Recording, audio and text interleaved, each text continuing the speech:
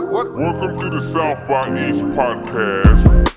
Welcome to the South by East podcast, where we discuss culture, the scriptures, and everything in between, and how they impact Southeast Topeka with your co-hosts, Jonathan Sublett and Braille Watson. We're back for the season finale of season 2 of the South by East podcast. Let's go! And you know what? Today we're putting a bow on this thing. We're kind of going full circle with part of the way of where we started at in some ways.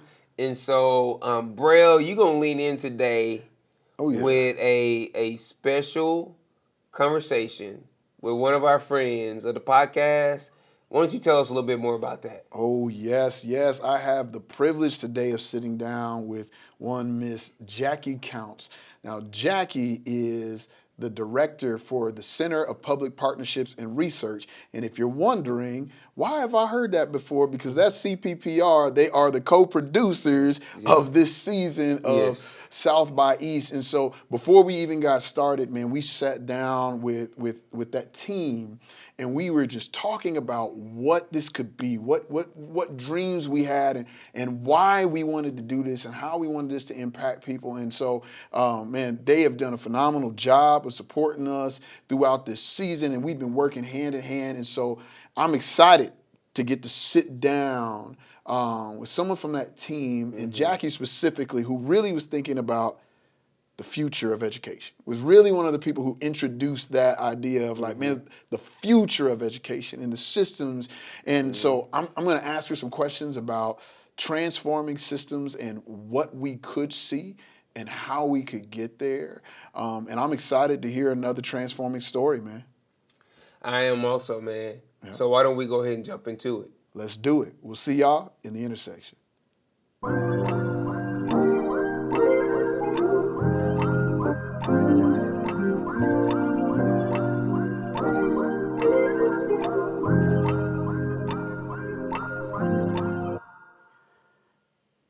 All right, welcome to episode 6 of the South by East podcast, and we're here with Jackie Counts, the director for the Center of Public Partnerships and Research, who have been our generous partners here in this season. So I just want to make sure on wax, as I say, as a recording artist, on wax to say thank you for partnering with us. This has been one of our most impactful seasons ever. So, and a lot of that has been due to the work that you guys have been doing behind the scenes. So, thank you guys so much for that, even in creating those cool transitions that for those of you who watch on YouTube, if you don't watch on YouTube, I would recommend checking those out.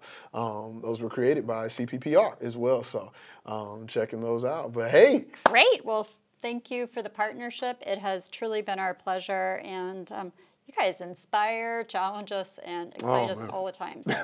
So that's kind of how this season has been for us as well. And I know that Jonathan was a part of this, but I was not. And so you guys were a part of an initiative called the Kansas Future Fellows. And you guys were developing solutions for the next, 100 years, 150 years? Not quite 100. We talk about 10, 20, 30 years, but definitely thinking about the next generation. Yeah. So could you share a little more with us about who the Future Fellows are and what the purpose of that is? I can. I don't know if we have enough time for me to talk about this. Just a brief overview. I could go on forever, but I think so. The Kansas Future Fellows was born from a whiteboarding session in January 2021, and it was in the conference room at the Kansas Children's Cabinet, and Executive Director Melissa Rooker and myself were brainstorming about how to move from the crisis of today to really plan for the next generation and to think about the future. And as I started looking more about how do we deal today in this radical uncertainty, there's tech changes every day. I mean, think about the last 6 months with Chat AI. Yeah, it's insane. It's become a major part of my job. I'm like, oh, we're about to put something out online. Well, let me run it through ChatGTP and then through Grammarly, and then we're good to go. You know? So I mean, it's insane. It's definitely interesting, and just all the things that are cascading, and nothing seems linear anymore, and it's hard to plan. And so really started thinking about we need to create a group and a cadre of individuals who are keeping the future foremost in our minds. And so we brainstormed the idea of starting a network to bring people of diverse backgrounds together. And we did our first inaugural cohort in 21-22, and Jonathan was a part of that. Yes, And yes. it was really a moving and awesome experience.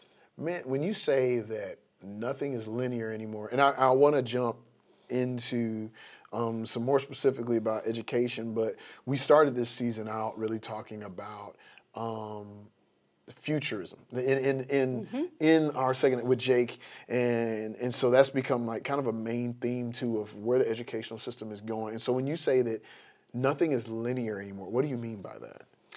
I mean, we know what past events led us to today, Right. but by relying on past data, that's not going to predict one specific future. I mean, if you think about the last 10 years and the things that have changed, I mean, who would have thought that we would all have the option of working remotely? Right. iPhones, even ChatGPT. I mean, it's changed so much in the way that it's being used in universities and such in 3 months. So we can't just plan for one future. We have to plan for multiple futures. And that is not something that is easily done. No, it's not. And I mean, I understand what you're saying, even so, as someone who works in the entertainment industry, right? My kids have started a t-shirt business called Twice as Nice, and they design shirts. I've worn some of them here on the show. And I was telling them the other day, because they're really good artists, and I was like, hey, y'all better be ready because the industry is about to change. The industry of the creative arts and digital arts are about to change immensely. Right now, through AI, you can completely write a song in the position of another person and have an AI sing it as if you're Drake on a record, or as if Bing Crosby is singing a song that you made. I mean, you can do almost anything, so much so to where the industry legally doesn't know what to do with it.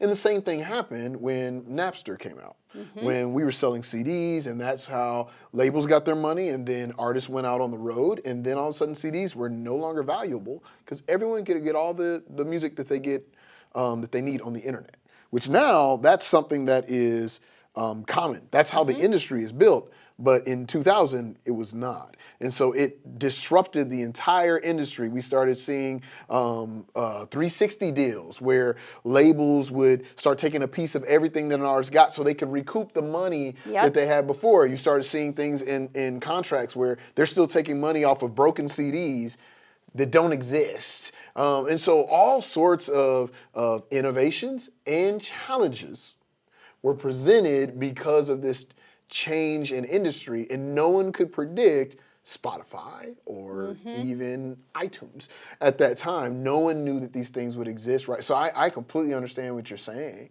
And speaking of which, so when I was in elementary school, I went to a computer technology magnet school. And there were a couple of different magnet schools here in Topeka, but I felt like with the way that the technologically advanced world kind of evolved and developed, I feel like I got the better end of the stick. It's like I was like, yeah, I'm in there, right? Yeah, like, for sure. It ended up being really beneficial, and so just the type of education that we offer to our students, even at the youngest of ages, which a lot of people forget about, is incredibly important. And so the governor issued an executive order to establish this Office of Early Childhood Education, right? We had Melissa Rooker on episode 1. And as we look forward to 2023 and we think about how a family with 2 littles under 5 would interact with education, how would that experience be different in Kansas because of that Office of Early Childhood Education? And why should our listeners care about this? Why should people in Hi-Crest know or care about that? Sure. Let me read to you what the mission of this task force is and what the charge of it is and the vision. So in the governor's executive order, she said, All Kansas children, especially those between 0 and 5 years of age, deserve healthy childhoods that are supported by a robust early childhood system which improves outcomes and effectively provides high-quality early care and education, adapts to the needs of families and communities, and is equitably accessible to all communities across the state. And so, to me, the thing that is the game changer on it is that it's a system that families can rely on. And so when I think of what could be different, right now families have to, do this bureaucratic maze, and sometimes getting services becomes a job in itself. Yeah, for sure. So if we could streamline how funding is blended and braided at the state level, and then goes out to grant and communities. I mean, like, how many grants do you guys write here? I mean, like, I've lost seriously, count. how many do you have to piece together? Oh, yeah. And so even in one field in early childhood, if that number could be reduced, how would that change your lives? And how you alone could deliver services? Oh, yeah. I mean, even just this summer, we're looking at ways to feed our kids. There are some feedings resources that have been available in the past that we found out through the grapevine aren't going to be available this summer for kids in our neighborhoods. And so we're like, we got grant funding. We got $20,000 to do tech camps in the summer. And so we're like, all right, we needed something for kids to do. We wanted to train kids in digital literacy. That was really important to us. Now we have the opportunity to do that. Now those same kids are going to go hungry. Now we got to figure out how to feed those kids within some of these same programs. And so we're like, we're like, okay, here's a way that we're going to feed them. Here's how much it's going to cost. But we got to go read through the grant to see if we can even use grant funds to do. So yeah, it's always this a cascading consideration. event, Always. and it becomes a job on just staying solvent. Yep. Right? Yep. And so the end result that I see of the early childhood office is that, first of all, families would truly have a no wrong door access point. And so, like, no matter if they came through Cent or they came through a different agency in Topeka or wherever they live, they would get directed to the appropriate services that they need. Well, that's awesome. Yeah, and I also foresee that childcare would be available. It would be abundant. Families wouldn't have to put out, 50 calls to find one slot that fits their needs. It would be affordable.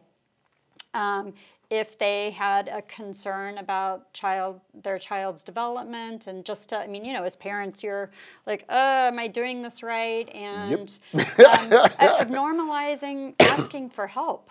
Yeah. I mean, as it is right now, sometimes families have to reach a crisis point before they get services. So what are the multiple safety nets that we can provide to families? I mean, we all go through struggles. Yeah. I mean, as a church, we have a policy that we have when it comes to communicating is 3 different times, 3 different ways. Because we found that even when you're offering resources that people want, resources that people have asked for, resources that people need, if it's difficult for them to access, and we talk about that a lot, especially on this podcast, the difference between availability and access. If it's difficult for them to access, and sometimes difficult is, okay, you're doing this at 3 p.m. in the afternoon, but I don't get off work till 5. Yes, my family needs this resource. Also, my family needs for me to work. This is difficult now. I'm an hourly worker. Taking a day off of work is difficult, and I need to make sure that, right? And so now these resources that are available are not accessible. And so having those safety nets, sometimes when people don't have those needs, they're like, well, if people need it and you offered it, then why don't they just, it's because it's not that simple. It is not that simple. There's an interconnected, interwoven reality that comes with even giving things to people, even offering services to people, and giving them the ability to utilize those tools. It has to be done in a really comprehensive way. Absolutely. And the other thing that I think for the Office of Early Childhood is there's not one designated agency right now that's operating on the best interests of children. So we have, Department for Children and Families, Kansas or Department of Health and Environment, Kansas State Education Department, and the Children's Cabinet, and they all have one piece of it, Right. but there's not one person who is like acting and making decisions and in charge of the best interest of the child. And I think we owe it to our state. I think so too. Yeah. John made this comment during his interview with Melissa that he's like, what if early childhood education was considered infrastructure? As in, what if this was like roads, like education in general, like food, like what if this was infrastructure and we as a government created systems that made it truly accessible for everyone as a right for being a citizen of the United States, right? And it was like, wow, that does seem like it should be Braille, that way, you're going to take me in a direction. I'm going to take you in a place. The U.S. is one of the few nations that hasn't signed on to a Children's Bill of Rights. So what is the Children's Bill of Rights? I haven't heard of that. It's an international, basically, rights bill of recognizing the child, of having rights in our society and not being property. Wow. It's a change of thought, right? Yeah. Because we don't think of our children as property, but we also do think of our children as property. And it's because when you have a system that is set up to do things in a certain way, right? When it comes to property and property rights, if you look at the history of African Americans in our country, right? At one point in time, they were considered property, and then at one point in time, they weren't, but they still were pretty much given the rights of property. And so functionally, that still is what they were. Then you have a whole prison industrial complex that's built around that, where it's like, well, they're not property, but once they break the law, they are kind of, right? And so we still operate in that way. And it just kind of goes to how much systems impact the way that we see people. Which brings me to this. You and I had a brief conversation about transformational systems. But I don't think that everyone thinks about systems in that way. There are systems and there's a lack of systems, and systems are good or systems are bad. But you have like more of a 4D chess type of explanation and understanding of systems. So what are transformational systems? Yeah, I'm going to back up a little bit and just talk about my own experience doing systems work for 20 years. And I felt really frustrated the past several years that it feels like our approaches, and when I went to a visioning session and I came back of like, people just aren't coming up with, like really transformative or anything that's like vastly different from what we have today. And somebody looked at me and they're going like, well, what are your ideas? I'm like, I'm kind of stumped. And you got to change things to what? I don't know. Yeah, I don't know. I I know they're not like good enough right now, but we got to do something different. And so started really investigating like futures work and foresight, and how do we like get unhitched from where we're at today. And been reading some stuff on the world without imagination.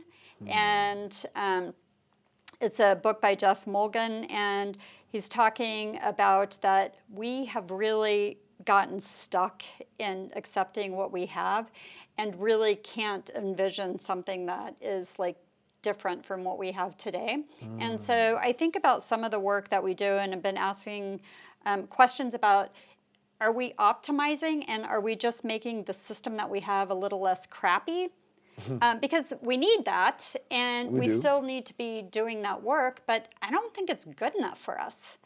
And so I'm really thinking about transformational systems, and I see a lot of signals around the state and the country that we're making progress. And when I talk about transformational systems, I really am talking about a more just and equitable world of I don't think to get services to what you're talking about that you should have to make a choice between, am I going to be a good employee or am I going to be a good parent? Right. Right. I believe in a world where you can be both, and that our businesses, our government are all committed to that same goal. When we say that we're family focused and we value families, then we got to value them every day. Right. And a friend of mine in Oklahoma used to say, you can't love the child and hate the parents. Come on. Come on. Come on now. So I think about that all the time. Yeah. Of how are we making this easy for parents and kids to you shouldn't have to make those choices, Yeah. No, you shouldn't. I mean, we have so on the church side, on our family ministries, we've been creating our value proposition. And value proposition includes three things. It's your value statement, your key stats, and stories that back that. And it's really a way of just kind of a one pager of man, this is who we are and why we do what we do. And for family ministries, we said that our value statement is that we partner with families to grow disciples from the ground up. And what we mean by that is that we are about the entire family and not just the students. We work with a lot of students who come from hard places, which is a good therapy term, right? We work with students who come from hard places. And so when we're walking beside a student, you quickly learn, especially in this environment, it's not just enough to care about the student and make sure they have a good time on Thursday nights with youth group and pick them up and take them to school. Because when you drop them back off, what happens there impacts everything that you see, and it has a much greater impact on them than just what you do with them 2-3 hours a week. It's important. Don't get me wrong, it's important, but we shouldn't just be offering an escape from reality to kids. Because if we are, then we're setting them up to fail because reality still exists. And so we've had to be really intentional, and as the leader of that ministry, I talk to my other leaders about this, my team about this all the time. It's like, okay, this student is struggling. Have you checked in with their parents? And they know, yeah, man, I checked in. Here's where we're at, and here's where we're working to meet some of those needs. It's like, cool. And it's because we have to be partnering with parents because they're loaning their kids to us. They are loaning their kids to us. They are producing the children that we are here to serve. We have to be taking care of the environments that the parents are a part of as well, and partnering with the parents and having the parents sharing the vision of what they want for their children. Yeah, 100%. And my husband is a home visitor, and so I witness him. He is very beloved. I witness him working with families, and I see him telling parents, you're really doing a good job. I saw the way that you were playing with them, and you are really doing a good job. And people need to hear that. Oh, yeah. And I think that's one of the biggest gifts that we can give them. But you did ask me about some specific signals. Yeah. What are the signals that we see, and how do we engage with those things? Yeah. So, and when we're talking about the future fellows, one of the things that we're trying to, when you're talking about Napster and just about the changing music industry, how can we be looking for and paying attention to those signals so we're not surprised and we set up a new system and then go oh, we didn't think of that. Yeah, exactly. We should have been scanning for it and planning for right. those things. And you see some early signals and you say all right, so if that happens, how is that going to change how I've set and created the system? Right. And so of constantly exercising that muscle of doing that. So some positive signals that I see right now is that the conversation has really changed. We're not telling people, 10 years ago, we were telling people no, seriously, early childhood is really important. It's the foundation. Right. It's infrastructure. And we're not convincing people anymore. Now they're going all right, we know early childhood's important. What do you want us to do? Right. And so we need to step into that space and actually say, well, we need you to do X, Y, and Z. Right. Some of the other things that I think are really positive signals are that businesses are coming to the table. Businesses are being part of the conversations and communities. And I think that that's really positive. And the other thing is we have more money in early childhood than we ever have, and we're seeing more investments. Right now, there is the Kansas Early Childhood or Child Care Accelerator grant that's out for bid. There's an RFP for it, a request for proposals, and that is providing infrastructure dollars, so capital funding for buildings or reconfiguration and minor renovations For early childhood education, for child care facilities, for child specifically. care. And Wow. yeah, and that's a cool thing, because if you can take care of a building, that's reducing your costs, and you can get to a more sustainable model. So I see that as a key lever to child care costs. That is so huge. I mean, recently we just, at this point, we're in the process of selling the Ford Center. And the Ford Center, a big part of the dream of the Ford Center, we were donated in 2021. We were donated a building from a local church that was aging out, and at the place where they're like, hey, we need someone else to come in and help us take care of our community. And they gifted us that church, and we had all of these plans. We had invested a lot of money. We had a lot of partners together. Different things happened where those partners weren't able to do some of those pieces. But one of the parts of that, one of the key parts of that was creating a child care center. And in Topeka, we only meet 50% of the need across the city. In our school district, 501, we've seen many, as I've spoken with principals, many of our best and brightest teachers step down due to child care needs. And so it's been an issue all across, especially in the city. We've felt it. We have felt that need. And so hearing about grants like that and opportunities like that, it's like, oh man, that is so important, because part of what we wanted to do was to raise enough money to provide a space where someone who wanted to expand their child care center, initially that's what we wanted to do, or start a new child care center, or if Goodyear wanted to do something for their employees, that they could come in there and that we would lower the hurdle of that cost, because it is, the startup is incredibly high, and child care centers, they work to break even. Like, that's what they do. That's the goal. Yeah, that's the goal, right? Is to be able to say, I don't owe anybody any money, right? Like, that's the goal. Yeah, and for so sure. being able to lower that hurdle is huge. And it's an essential need for families. It's an essential need for families. So what can we do now to help to be seeing more of those types of signals?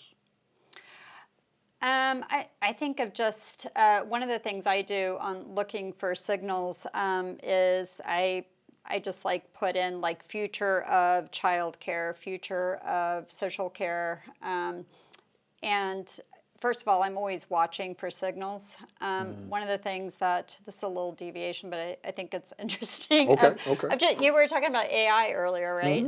So what's going to be the role of AI in care? I was just thinking that. And that scares the heck out of me. Yeah. Because my initial reaction is like, oh my gosh, no, that's horrible. And I don't know if you saw that movie, Megan. I haven't. No. Oh my gosh. I've intentionally not watched it. It is freaky. Yeah, I ain't trying to see that.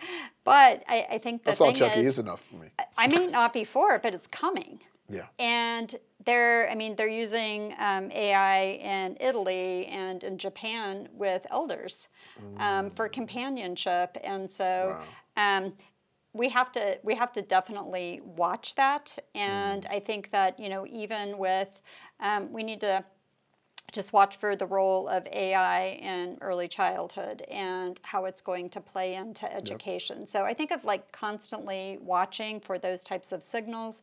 And scanning, what can we see of innovations in other fields that we might be able to apply in early childhood? Super important. I think that's wise to look out for what is coming. When I brought up my daughters, I didn't say how I finished that conversation. And the way I finished that conversation was, hey, this is coming. You can do all this insane stuff, which means that your job as an artist, as a creator, is about to change. So your real job, Generation Zoom, your real job is to figure out how to use this the best for the most amount of people first. If you do that, you're ready to go. Because if you just keep studying what's happening now, it's going to be obsolete by the time you really need to make the money. Because like right now we're paying all the bills, right? But by the time you really need it to work for you, it's going to be obsolete. But if you start digging into this technology and thinking creatively in ways that only you can, because you don't fully understand the system now, and so you can think more creatively. You are not hinged. So you don't have to unhinge because you haven't been tethered to a long history of knowing what has been. And so you really have the opportunity to innovate right now. You've got apps on your phone that are using AI that you're on during school hours. Do I have to take your phone? Right? Like, so you can really innovate in this right now. And so we're going to take a really quick break. But when we come back, I want to kind of wrap this up and just see what do we do now, right? Because as people end here, they're going to be like, well, okay, that was a lot of great stuff. So what do I do tomorrow? What do I do for next semester? And I want to set people up with a realistic expectation of what change can look like in different areas of our society and how we can engage with that change right now. And we'll talk about that here in a second when we come back on South by East. Are you interested in podcasting, audio, or visual media and just don't know how to get started or take your content to the next level? Then Studio 104 was built just for you. A fully functioning audio-visual podcast studio, industry-level equipment at an affordable price to help you make that album you always wanted, start that podcast, or even share the story of how your business is impacting the community. Book your session along with a free consultation today at www.fellowshiphighcrest.com/studio104. All right, welcome back to the intersection here on South by East. And Jackie, before we let you go, and we've really appreciated having you here, and really a lot of the direction in this season there was a lot of your input. There was a lot of your input about imagination, right? And we started out talking about dreams. That was in our original storyboard. We were like, what we want people to be able to dream and just to be able to imagine what things could be like. So to live in a Kansas where all students, where all kids matter and are important, what do we as Kansans need to do? There isn't just one thing.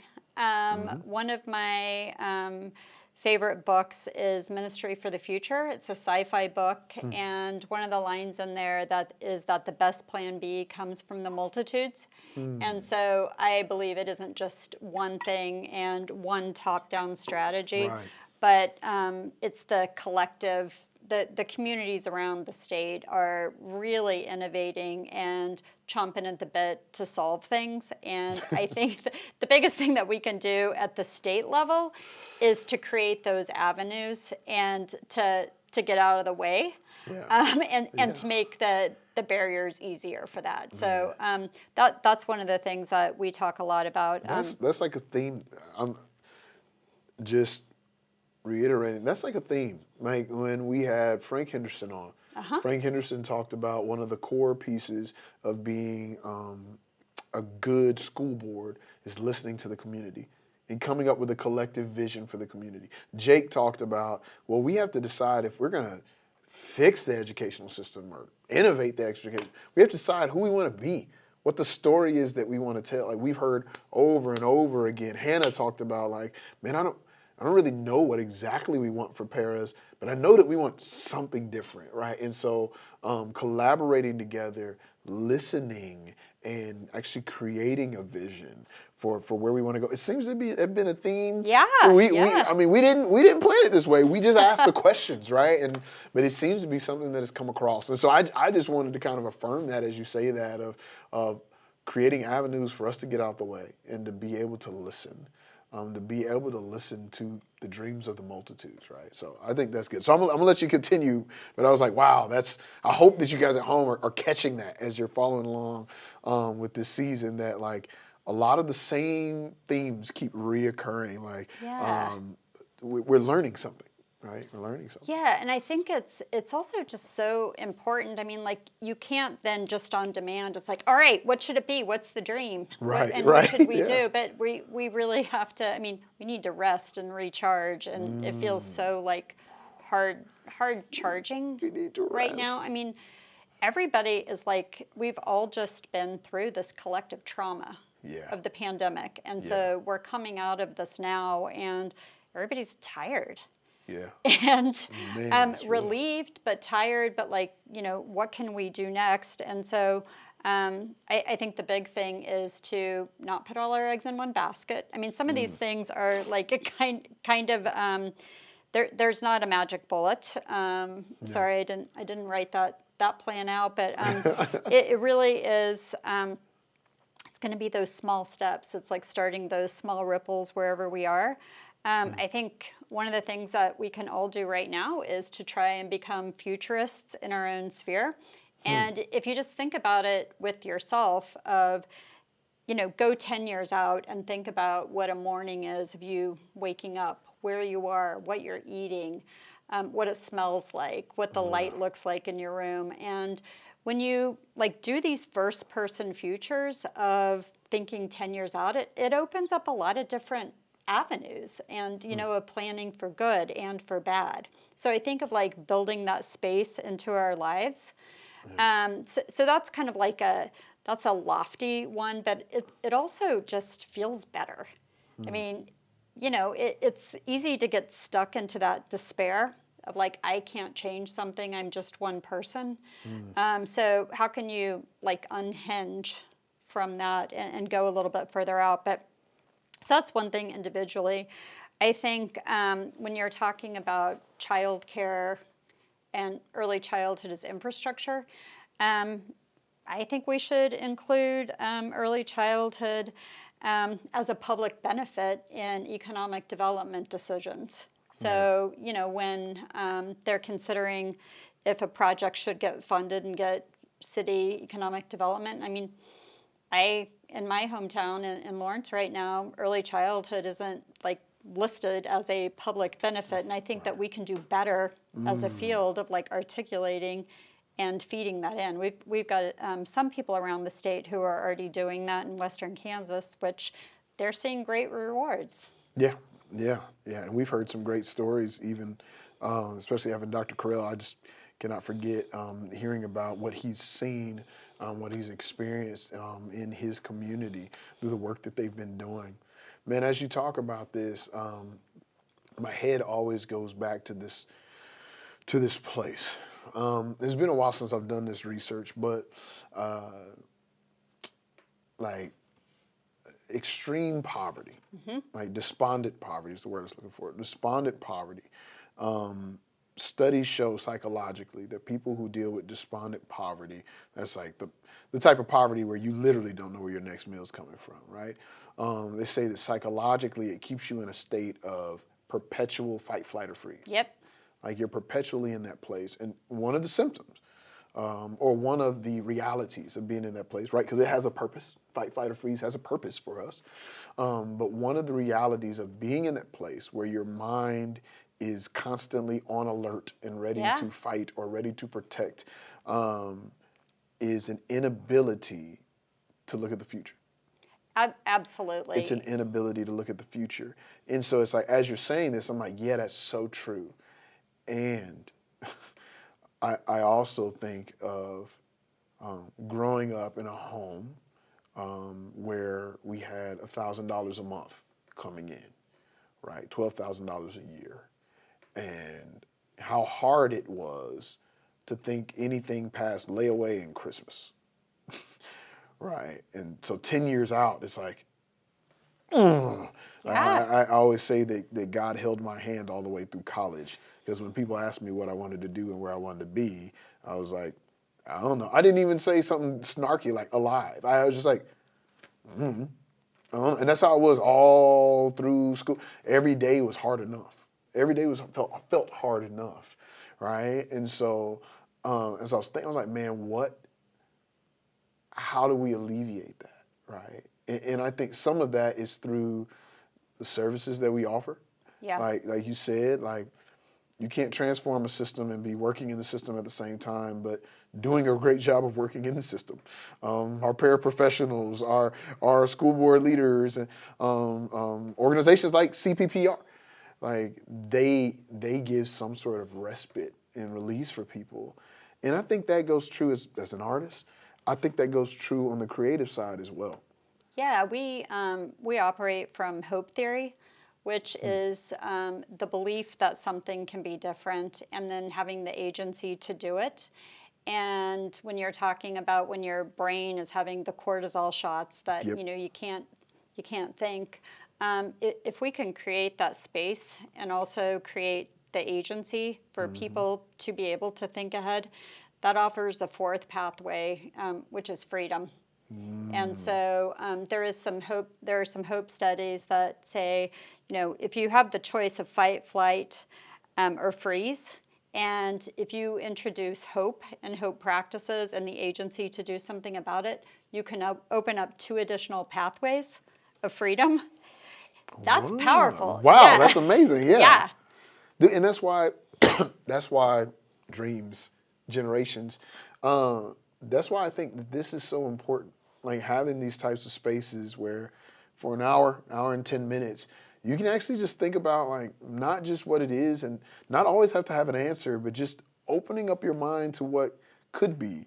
Right now, I'm working on an album, and I'm working with a team of therapists, a social emotional learning team, and we're working on creating an album where it was an album that was talking about a lot of I was processing a lot of my personal trauma. It's called Work in Process. And I was like, I want this to not just be me processing, but I want tools to be imbued throughout this music that allow other people to also be able to process, to where when they come here, they can actually step away from their trauma, enter into my world, gain tools they need, and then take them back to where they have an escape and a release. I mean, I just did a talk with the kids the other day, and it was like, what happens when you listen to your favorite song? They're like, oh, whatever the mood is that song, that's where I go, and that's where I enter. I'm able to escape. I'm able to enter into this space. And so I think providing spaces for people where they can escape into a better future and pull some of that back with them. Into today, whether it's just being able to think a little further ahead than they were yesterday, or whether it's realizing how important certain people in their community are, or realizing the little things that they can do to engage with the educational system as it is now,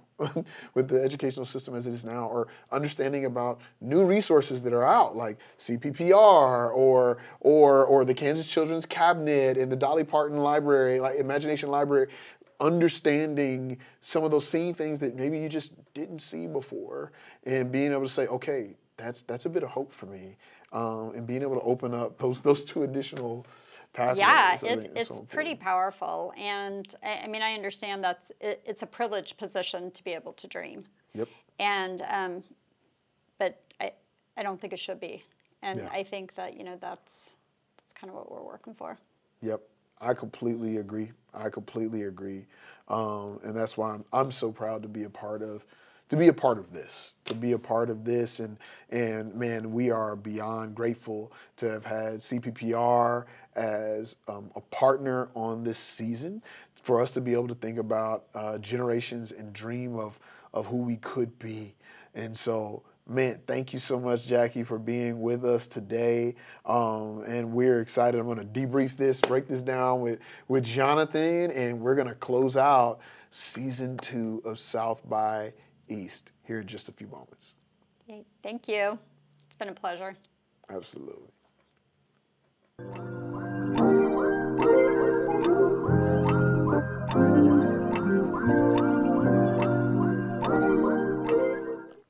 All right, bro. Man, no one should have to make the choice of whether or not they should be a good employee or a good parent. Yeah. Thinking through the systems that we have, are they built in a way to actually achieve the outcomes that we want to see? And do we have the space in our lives to realize if the systems we have created are running for us or are we running the hamster wheel? And that's what's really been catching my heart, man, is like, we could do things differently. But are we leaving our hearts the space to realize what we could be doing and what's really not working for us or what's working against us? And so that was really, I've been sitting with that, man. Like throughout this whole second half of this season, like sitting with that. Like I'm gonna get to it in a second. What captured me from the last interview with Jackie. Before I do, I want to lean into what you were saying. The nature of life is that it's complex. If you look at the human body and how complex it is, just creation, man, is complex. It's complex. And this is what it drives me. Is, one of our deals, we value proximity. And we said that people closest to a situation often have the best solutions. Yep. But sometimes you can be so close that you also have bad solutions because you're too close to it. You can't see the forest through the trees. Yeah, and so the nature of things sometimes is that if you're too far away, then you make bad decisions. If you're too close, you make bad decisions. And our tendency as human beings in that society is we want to find the ditch and get into that because it's easier to be in that rut and just say, I can be all the way this way, all the way that way, and that's it. And the thing that's hardest to do is staying between the lines. And driving, in between the lines and staying in your lane. And it takes constant attention because the road winds. And that's the same thing with this, is that we do need the word and the insight of those in the daily grind. And then we sometimes need those in the daily grind to take a step back to look at the overall system. And it's one of those deals where it has to be dynamic. It can't be static.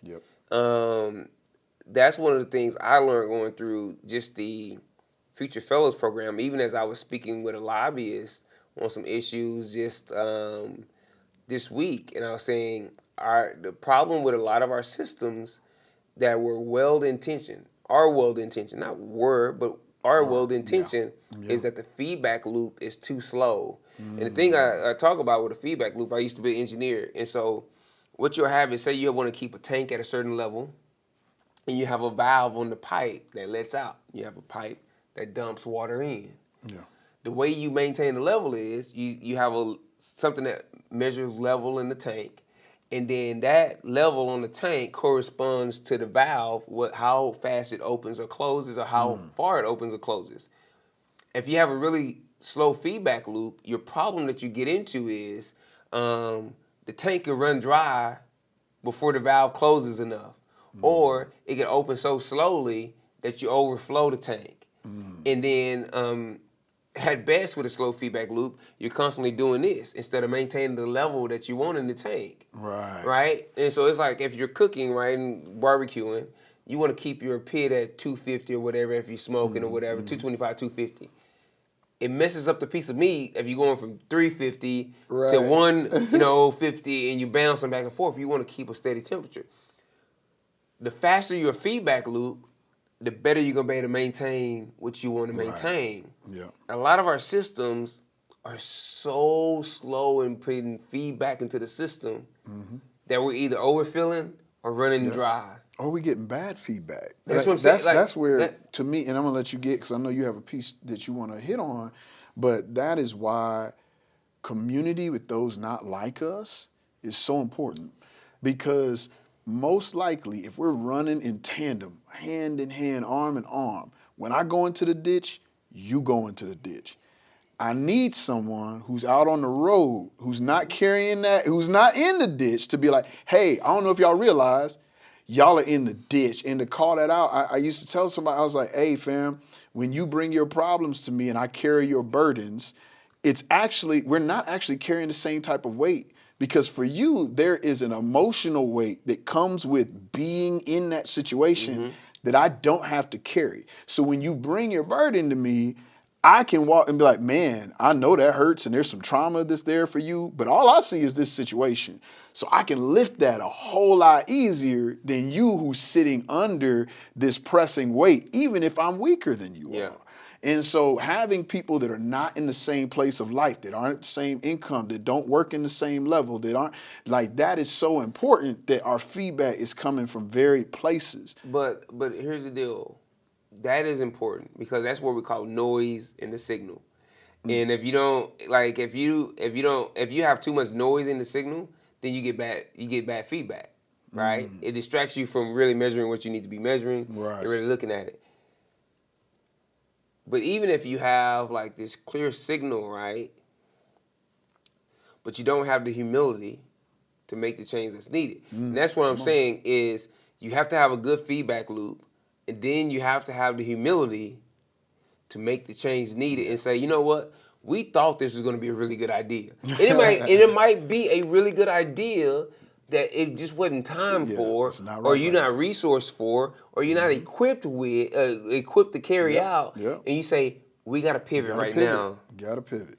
And I think sometimes, that's what I'm saying, that slow feedback loop, sometimes we stay stuck in something that was somebody's idea that we're all scared to talk to, or the person is too prideful to say, this is not working, or my team is not ready to carry this out yet. And so in this education thing, in the way we look at early childhood education, the way we look at our K through 12 and the quality teaching, where we're going and how we're doing it, with Jake Dunnigan saying, hey, we have just turned this thing over and we're in a dangerous spot, right? And that's the deal. Like, it takes some humility to say, fam, this ain't working, and we need to make a change right now. And to say, because one of my ideas didn't succeed doesn't mean that I'm not a good leader. One of the things I like to share, and you've heard me share this with you before off camera, I said, man, to get into the Baseball Hall of Fame, if you hit in the high threes, you get in the Baseball Hall of Fame. It used to be like 400 automatically in, but now it's like in the three somethings. So hitting the threes means that you only hit the ball in play and get on base 30% of the time. That means 70% of the time you go to the plate, you either strike out or hit into an out. That means you go into the Hall of Fame being in the 30-something percentile, successful 30-something percent of the time. But yet we have people that like to fake that they're 100% correct all the time. Fam, you don't get great that way. No. What you get is you get sent to the minor leagues that way and out of the league. We got to have the humility to say when something is not working and not see it as a part of our identity. We got to be, as Ted Lasso said, like a goldfish.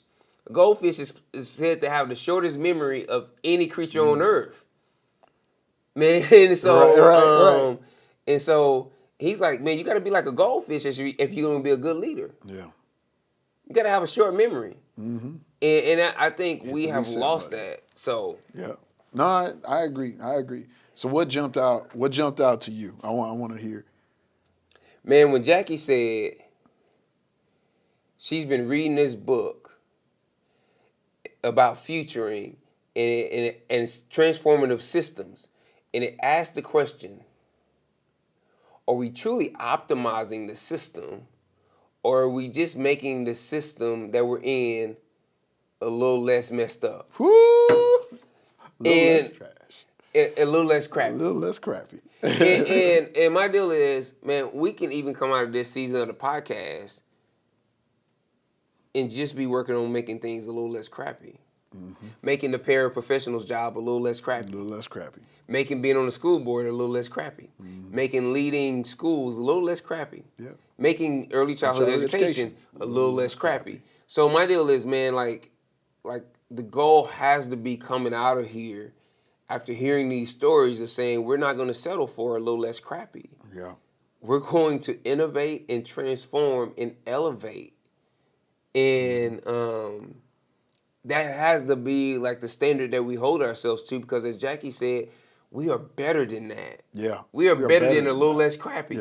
And our kids deserve better than a little less crappy. Our society deserves. Fam. Society we're building deserves more than a little less crappy. Indentured serving was a little less crappy than slavery. Come on, man.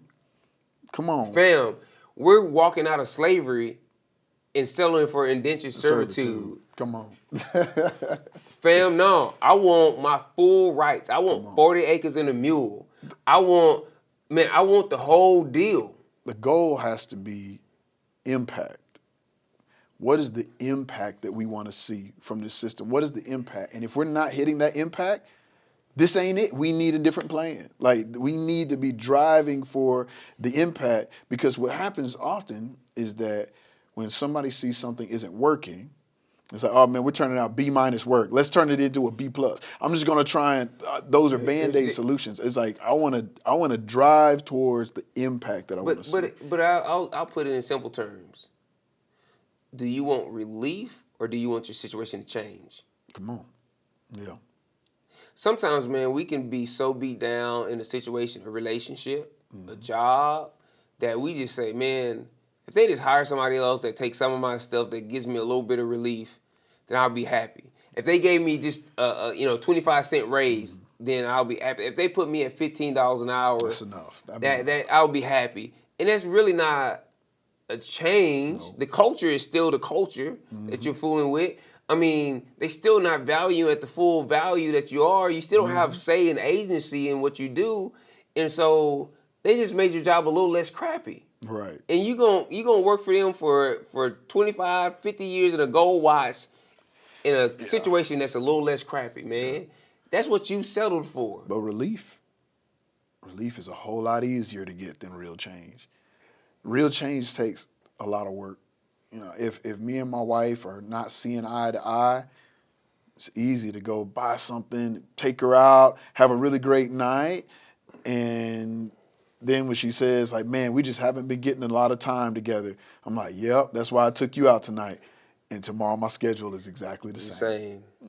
Right? And like, because it felt good to have that relief, and it didn't take that much effort. And here's what happens when you do relief things. You find yourself back in the same spot and not too long from now. Yep. And so that's kind of like, I'm leaving this season with more questions than answers, man. Wanting to listen more, wanting to dig in more, and wanting to say, are we settling for way too small of things in our lives? And when it comes to our children's lives and legacies, when it comes to this education thing that we've been talking about all season 2, I want to make sure that I drive for transformation and hold people accountable to that, because I believe that we're capable of it. And I'm appreciative of all our guests that were with us on this season, man. Yeah, me too. And just how they have given us a broader perspective, not only of problems, but of things to celebrate.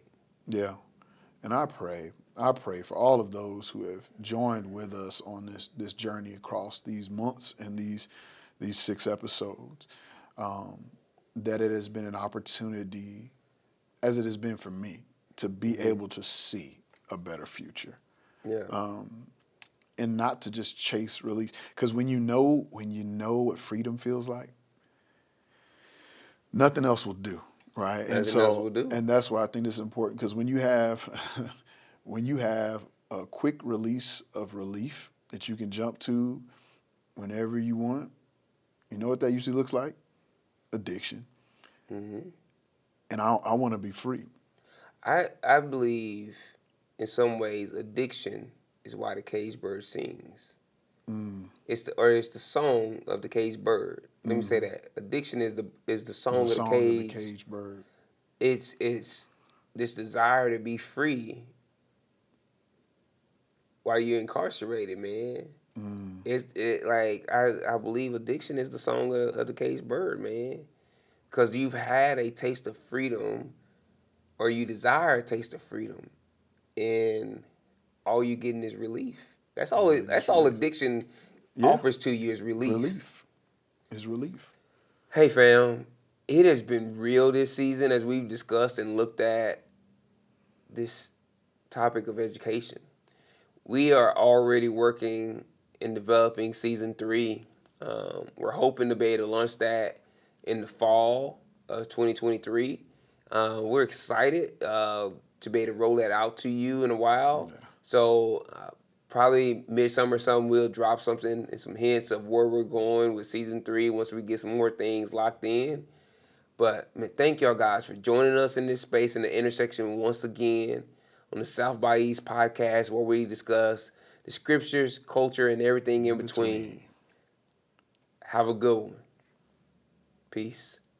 Thank you for tuning into the South by East podcast, where we meet you at the intersection of culture and community. For more information on resources shared, check the show notes, and we'll see you at the next intersection. We out.